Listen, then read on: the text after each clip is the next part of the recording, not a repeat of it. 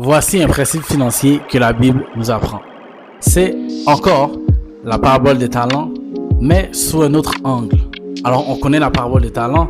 Le maître donne à 3 serviteurs différents talents selon leur capacité. Mais qu'est-ce que l'histoire nous apprend? C'est que 2 des 3 serviteurs ont utilisé leur talent et un ne l'a pas fait. Maintenant, laisse-moi te poser la question. Qu'est-ce qui est pire? De ne pas essayer ou d'échouer? Et la réponse est de ne pas essayer. Parce que lorsque tu échoues, c'est au moins que dans ta tête, tu te dis, tu avais la confiance que tu avais une chance sur 2 que ça fonctionne. 50%.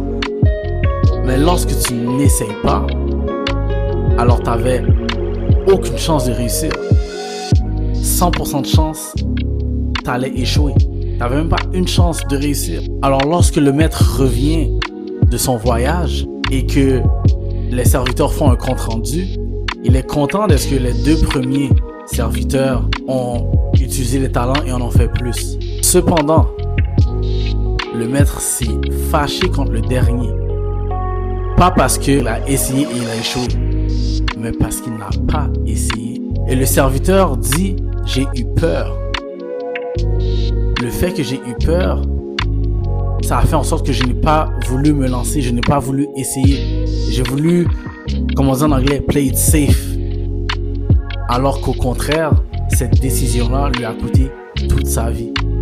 Je te dis ça parce que présentement, tu penses à quelque chose. Que ce soit une idée de projet, une business, que ce soit que tu veux investir dans quelque chose, mais que tu hésites. Je sais que tu hésites. Laisse-moi te dire une chose. Il vaut mieux pour toi que tu essayes et que tu ne réussis pas que tu n'essayes pas du tout. Parce qu'encore une fois, essayer et ne pas réussir montre quand même que tu as eu du courage pour te lancer. Qu'il y avait au moins une chance que tu puisses réussir. Mais si tu n'essayes pas, c'est là que c'est pire. Et je suis persuadé que si le dernier serviteur, ça c'est ma conviction personnelle, si le dernier serviteur avait dit au maître, j'ai essayé mais je n'ai pas réussi, je pense que l'approche aurait été très différente. Mais juste le fait qu'il n'a pas essayé, ça lui a coûté toute sa vie. Ne laisse pas la peur te paralyser. Ne sois pas comme le 3e serviteur. Ce que tu veux partir, l'investissement que tu veux faire, si tes affaires sont bien calculées, lance-toi. Cette année, c'est l'année du lancement. Si tu laisses la peur te paralyser, tu n'avanceras jamais dans la vie. Et tu sais très bien que la croissance, les objectifs que tu veux, se trouvent de l'autre côté. Donc, il te faut du courage pour le faire. Et je t'encourage à avoir ce courage. Je tiens à toi. Vas-y. Arrête de réfléchir, tu as déjà réfléchi. Vas-y. Arrête de demander la validation de d'autres personnes. Tu sais que tu as le talent en toi. Vas-y. Arrête de prier pour une 15e fois. Est-ce que c'est ce que Dieu veut pour moi? Vas-y.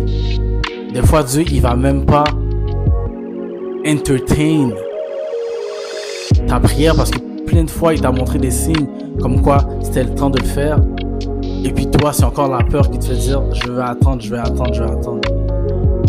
T'as pas besoin de prier une 15e fois alors que Dieu t'a déjà répondu.